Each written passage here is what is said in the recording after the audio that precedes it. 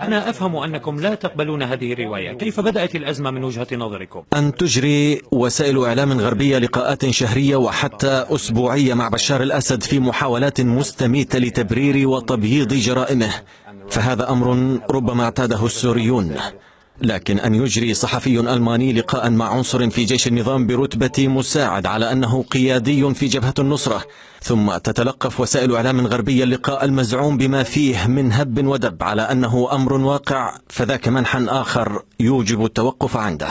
إسرائيل تعطينا العون، الولايات المتحدة رضانا عليها ما كما يجب. لسنا بوارد الدفاع عن هذا الفصيل وذاك، لكن وبما أن التشبيح الإعلامي وصل حد الابتذال والتمثيل، فلا بد من وضع النقاط على الحروف في هذا اللقاء الذي أجراه الصحفي يورغن تودنهورفر.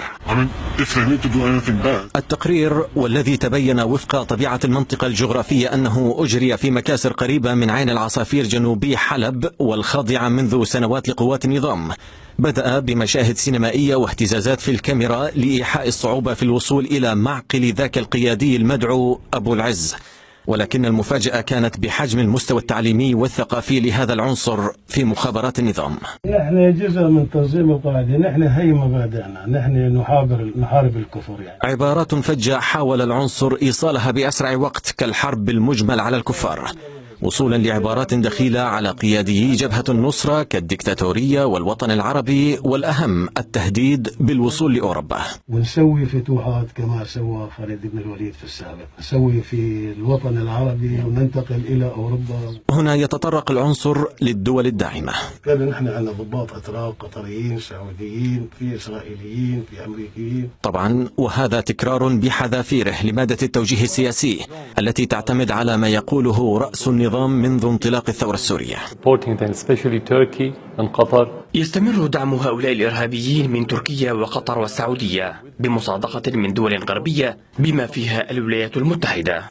وبما أن سيناريو اللقاء لم يكن ذا حبكة جيدة، بدأ أن خاتم الذهب الذي يرتديه المساعد سقطة أخرى، علما أنه من المحرمات بين المسلمين فضلا عن جبهة النصرة، كما أن وضع العنصر لجهاز الاتصال وتلك القنبلة أمام صدره تكرار آخر لما يفعله قادة عناصر النظام.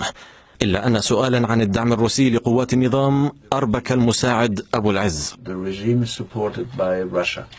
احنا تم نقاتل حتى نسقطه له، ونقاتل روسيا وبدنا نقاتل الغرب لأن الغرب ما متوقف معنا. طبعا ليس التحريض على روسيا كالتحريض على أوروبا، فوجب منه الانتقال السريع رغم أن القصف بمعظمه هو من طائرات الروسية. إلى في حروب يعني مثلا مع سوريا، مع حزب الله، بس في النصرة داعش. لوحظ كذلك استخدام المساعد أبو العز لعبارات النظام وحزب الله وداعش، وهي عبارات غير متداولة بين قياديي وعناصر جبهة النصرة، والتي تستبدل دائما بمثل هذه العبارات. الذي ضربه عليكم النظام النصيري وحلفه الرافضي. نتوعد النظام النصيري وأن نقاتل هؤلاء الخوارج وأن ننتصر عليهم. جتنا من ليبيا دبابات عن طريق تركيا. في المحصلة كان الإعداد والإخراج فاشلا، بدءا من انتقاء المساعد أبو العز ذي درجة التعليم الابتدائي وصولا للصحفي الألماني الذي يدين له بشار الأسد أساسا كونه الأول في منحه فرصة تبرير جرائمه مع بدايات الثورة،